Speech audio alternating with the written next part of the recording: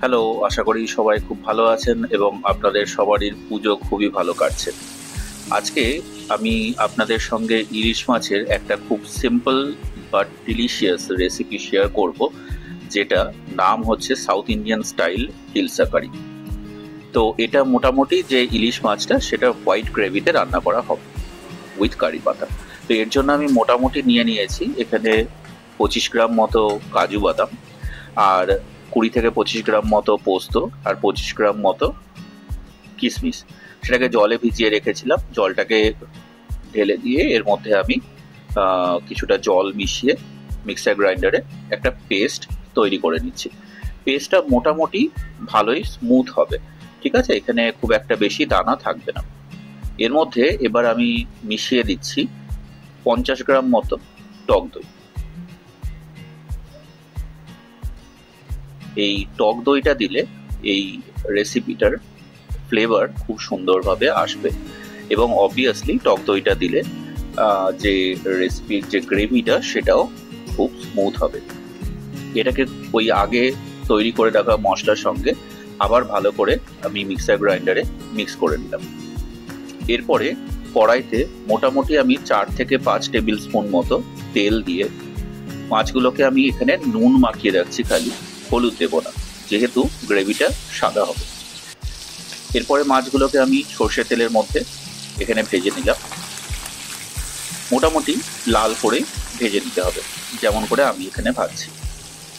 খুব একটা বেশি ইলিশ মাছ ভাজবেন না, তাহলে ইলিশ মাছের যে টেস্ট সেটা কিন্তু চলে যাবে। এরকম একটা লাল যখন টেক্সচার চলে আসবে তখন আমরা ইলিশ মাছটাকে তুলে রেখে দেবো। দেখুন সুন্দরভাবে ভাজা হয়ে গেছে এবং সুন্দর একটা কালারও চলে এসেছে।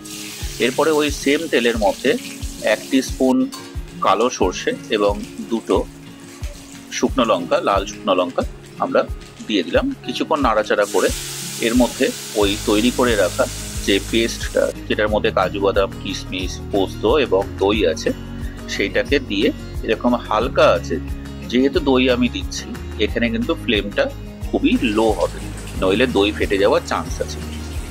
এরপরে এর মধ্যে আমি দিয়ে দিলাম কিছুটা কারি পাতা। এবার কারি পাতাটা আপনারা প্রথমেও ভেজে তারপরে মশলাটা দিতে পারেন, আবার পরেও দিতে পারেন। এরপরে আমি দিয়ে দিলাম পরিমাণ মতো নুন, যেটা আপনাদের টেস্ট অনুসারে আপনারা দিতে পারেন।